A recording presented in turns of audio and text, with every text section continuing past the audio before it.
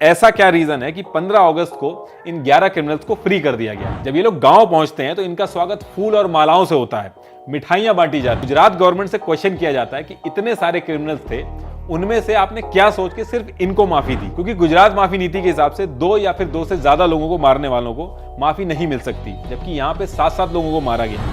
इसमें एक clearly mention है कि रेप करने वालों को माफी नहीं मिल सकती। एफआईआर नंबर 59/2002 में जो टाइमिंग मेंशन करी थी सोम सिंह ने, उसकी डिटेल्स पुलिस जनरल डायरी से मैच ही नहीं हुई। जबकि इसी जून 2022 में हर एक स्टेट गवर्नमेंट को होम मिनिस्ट्री ने लेटर भेजा है कि इस बार किसी भी कीमत पे किसी भी रेपिस्ट को माफी नहीं मिलनी चाहिए।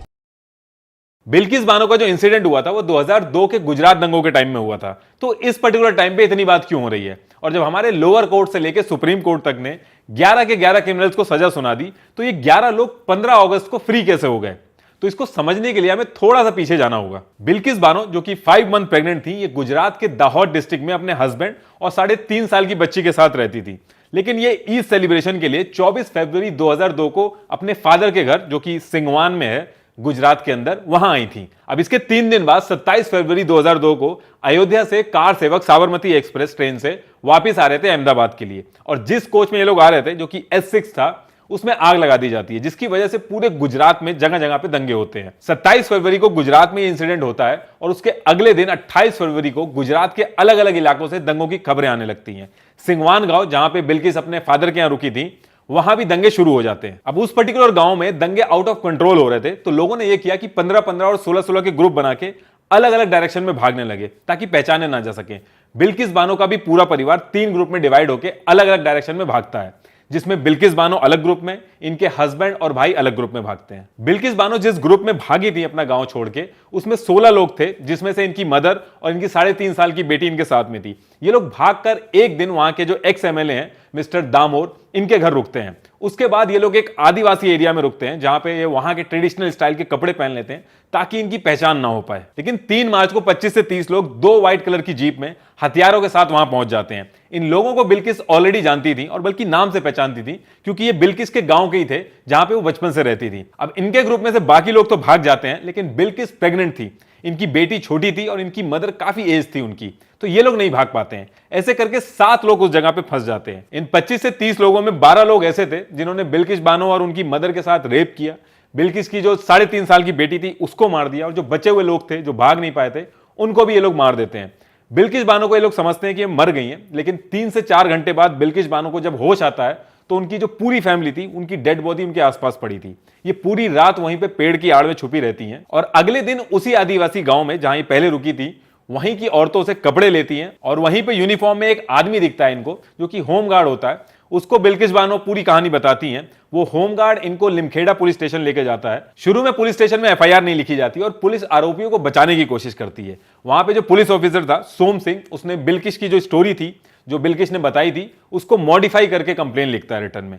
और इस बात का तब पता चलता है जब CBI की इंक्वायरी होती है। जिस टाइम पे बिल्किस बानो अपनी स्टोरी बता रही थी, वहां पे मौजूद बाकी लोगों ने कंफर्म किया कि बिल्किस ने जो कहानी बताई थी और कंप्लेन में जो लिखी है, वो दोनों अलग अलग हैं।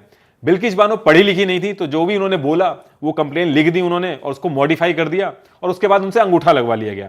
पुलिस ने तो यह भी कह दिया कि इस केस में दम नहीं है, और अपनी क्लोजर रिपोर्ट भी सबमिट कर दी। इसके बाद बिल्किस बानो को इकबाल रिलीफ कैंप में शिफ्ट कर दिया जाता है, और वहां पे वो अपनी सारी कहानी लोगों को बताती हैं। सुगरा बेन और लतीफा बेन, जो कि कैंप की ऑर्गेनाइजर थी, ये बात आगे बढ़ाती हैं उनकी। कई NGO इसमें इन्वॉल्व होते हैं। इतना ज्यादा प्रेशर बनता है कि सुप्रीम कोर्ट ने CBI इन्वेस्टिगेशन के ऑर्डर दे दिए। CBI ने सारी चीजों की जांच की और अपनी चार्जशीट सबमिट की। ये जो आप स्क्रीन पे देख रहे हो, ये बिल्किस बानो केस की ओरिजिनल चार्जशीट की कॉपी है जो CBI ने सबमिट की थी। इसको आप पॉज करके पढ़ सकते हो। इसमें CBI ने बताया कि इस पूरे केस में बिल्किस बानो के साथ नाइंसाफी हुई है। इस केस में पुलिस क्रिमिनल्स को शुरू से बचा रही थी, उनके नाम छुपा रही थी। अब जिन लोगों ने हमला किया था वो बिल्किस के गांव के ही थे। बिल्किस इनके नाम पहचानती थी, इनको जानती थी, और कंप्लेन करते टाइम भी इनके नाम लिखवाए थे। लेकिन सोम सिंह ने इन सबके नाम मेंशन ही नहीं किए कंप्लेन में, और इसको एक भीड़ का हमला दिखा के केस बंद करने की कोशिश की। CBI ने ऑन पेपर ये चीज कंफर्म की है कि डॉक्टर भी मिले हुए थे। डॉक्टर ने बिल्किस बानो की रिपोर्ट गलत सबमिट की, और आगे चल के स्टेट फॉरेंसिक साइंस लेबोरेटरी, जो कि बड़ोदरा में है, उसने कंफर्म किया कि जो भी बिल्किस बानो ने बताया है वो सही है, रेप हुआ था। मेडिकल रिपोर्ट में इतनी जगह इंजरीज आई थी बिल्किस बानो के, इतनी सारी धाराएं लगाई थी CBI ने, और इतने विटनेसेस के स्टेटमेंट CBI ने सबमिट किए। इसमें पुलिस ने जो क्राइम हुआ था उसकी टाइमिंग भी गलत लिखी, ताकि जो क्रिमिनल्स हैं उनकी टाइमिंग से मैच ना हो। एफआईआर नंबर 59/2002 में जो टाइमिंग मेंशन करी थी सोम सिंह ने, उसकी डिटेल्स पुलिस जनरल डायरी से मैच ही नहीं हुई। बिल्किस बानो को क्राइम सीन पे ले जाके बॉडी की जो पहचान कराने का प्रोसेस था उसको स्किप कर दिया गया, बल्कि पूरे दिन तक क्राइम सीन पे कोई गया ही नहीं और जो डेड बॉडी थी उनके साथ भी छेड़छाड़ की गई। 4 मार्च को भाविन पटेल, जो कि क्राइम सीन का फोटोग्राफर था, उसने जो फोटोग्राफ ली थी क्राइम सीन की, उसमें बिल्किस बानो की जो 3.5 साल की बेटी थी उसकी बॉडी की फोटोग्राफ थी उसमें। ये उस फोटोग्राफ में जो बॉडी थी उनके नाम है, इसमें सलेहा जो कि बिल्किस बानो की बेटी थी उनका नाम भी मेंशन है। और नेक्स्ट डे जब दूसरा फोटोग्राफर आर.के. सोनी गया तो उसने जो उस क्राइम सीन की फोटोग्राफ ली तो उस फोटोग्राफ में बिल्किस बानो की बेटी की बॉडी की फोटो ही नहीं थी। सेम क्राइम सीन की फोटोग्राफ अलग अलग कैसे हो सकती है? और इसमें आप देखोगे तो जो बिल्किस बानो की जो बेटी है उनका नाम ही मेंशन नहीं है। न्यू दिल्ली से एम्स और सीएफएसएल की टीम बुलाई गई जिन्होंने पूरा क्राइम सीन विजिट किया। उन्होंने क्लियरली बोल दिया कि जिस तरीके से बॉडी रखी गई है इसमें छेड़छाड़ की गई है। कम्युनिटी हेल्थ सेंटर जो कि लिमखेड़ा पुलिस स्टेशन के पास में था, वहां स्टाफ अवेलेबल होने के बावजूद पोस्टमार्टम नहीं करवाया गया, बल्कि एविडेंस को मिटाया गया। यहां तक कि सीबीआई को दोबारा सारी डेड बॉडीज को कब्रों से निकलवाना पड़ा, तो वहां पे जाके पता चला कि सारी बॉडीज के जो पार्ट हैं वो इंटरचेंज कर दिए गए हैं ताकि बॉडीज की पहचान ना हो सके। बिल्किस बानो को धमकियां मिल रही थी इस केस को वापस लेने के लिए, इसलिए बिल्किस बानो ने रिक्वेस्ट डाली कोर्ट के अंदर कि इस केस को गुजरात के बाहर ट्रांसफर कर दिया जाए, और इस रिक्वेस्ट को कोर्ट ने एक्सेप्ट किया और केस को मुंबई शिफ्ट कर दिया। इसके बाद केस मुंबई में चलता है और जनवरी 2008 को 11 लोगों को उम्र कैद की सजा सुनाई जाती है। इन 11 लोगों में से पुलिस वाले भी थे जिन्होंने गलत रिपोर्ट बनाई थी, डॉक्टर भी थे जिन्होंने गलत मेडिकल रिपोर्ट सबमिट की थी। लोअर कोर्ट ने सारे सबूत रिव्यू किए और इन 11 लोगों को उम्र कैद की सजा सुनाई, और कोर्ट ने गुजरात गवर्नमेंट को ऑर्डर दिए कि बिल्किस बानो को 50 लाख का कॉम्पनसेशन, घर और नौकरी दी जाए। इसके बाद ये 11 लोग हाई कोर्ट चले जाते हैं, फिर वहां सारा केस रिव्यू होता है, सारे सबूत देखे जाते हैं और सेम उम्र कैद सुनाई जाती है। इसके बाद ये सुप्रीम कोर्ट गए, सुप्रीम कोर्ट में रिव्यू पिटीशन डाली, दोबारा से अपील की। कुल मिला के इंडिया के 3 कोर्ट, लोअर, हायर और सुप्रीम कोर्ट ने 5 बार इस केस की डिटेल्स, गवाह सबको वेरीफाई किया और उम्र कैद की सजा को बरकरार रखा।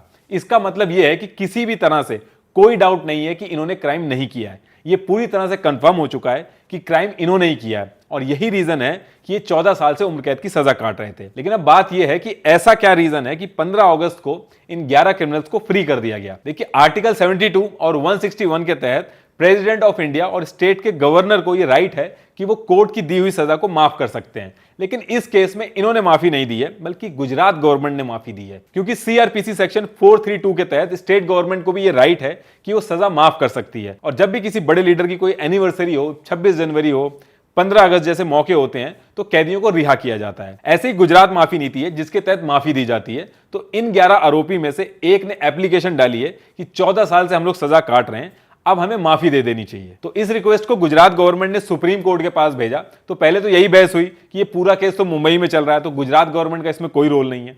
फिर सुप्रीम कोर्ट ने यह बोला कि गुजरात गवर्नमेंट ही डिसाइड करेगी, क्योंकि क्राइम गुजरात में हुआ है। गुजरात ने 1992 में गुजरात माफी नीति बनाई थी, जिसको 2014 में अमेंड भी किया गया। गुजरात गवर्नमेंट ने एक कमेटी बनाई जिसमें नेता, सीनियर जज वगैरह इन सबको रखा, और इन्होंने मिलकर इन सारे 11 लोगों को माफी दे दी और ये लोग फ्री हो जाते हैं जेल से। जब ये लोग गांव पहुंचते हैं तो इनका स्वागत फूल और मालाओं से होता है, मिठाइयां बांटी जाती हैं और इनके स्वागत की फोटोग्राफ सोशल मीडिया पे बहुत ज्यादा वायरल होने लगती है। अब गुजरात गवर्नमेंट से क्वेश्चन किया जाता है कि इतने सारे क्रिमिनल्स थे, उनमें से आपने क्या सोच के सिर्फ इनको माफी दी? क्योंकि गुजरात माफी नीति के हिसाब से 2 या फिर 2 से ज्यादा लोगों को मारने वालों को माफी नहीं मिल सकती, जबकि यहां पे 7-7 लोगों को मारा गया।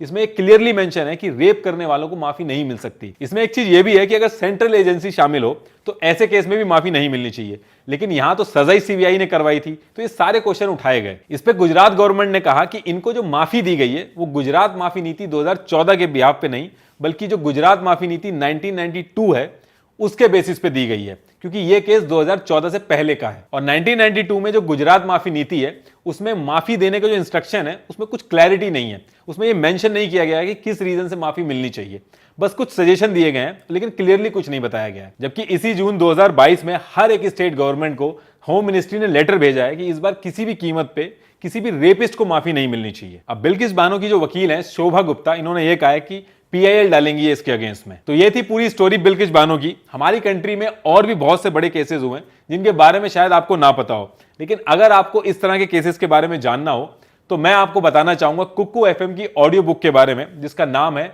The cases that India forgot. इसमें कई पुराने और बड़े केसेस के बारे में बताया गया है जिन्होंने हमारे कॉन्स्टिट्यूशनल लॉ को भी चैलेंज कर दिया था। अब क्योंकि ये ऑडियो बुक है तो आप अपनी कन्वीनियंस के हिसाब से कहीं भी किसी भी टाइम आराम से इसको सुन सकते हो, क्योंकि इसको बुक की तरह लेके बैठने की जरूरत नहीं है। कुकू एफएम पर और भी अलग अलग जॉनर की ऑडियो बुक अवेलेबल है, जैसे कि biographies, comedy, crime. Kuku FM India का लीडिंग ऑडियो शो प्लेटफॉर्म है, तो आप डाउनलोड करें कुकू एफएम और अपनी नॉलेज बढ़ाएं एक फन वे में। कुकू एफएम पे फर्स्ट 250 यूजर्स को मेरा कोड NR50 यूज करके मिलेगा 50% डिस्काउंट, और 399 रुपीज का जो सब्सक्रिप्शन है उसको आप ले सकते हैं 199 रुपीज में। Link is in the description.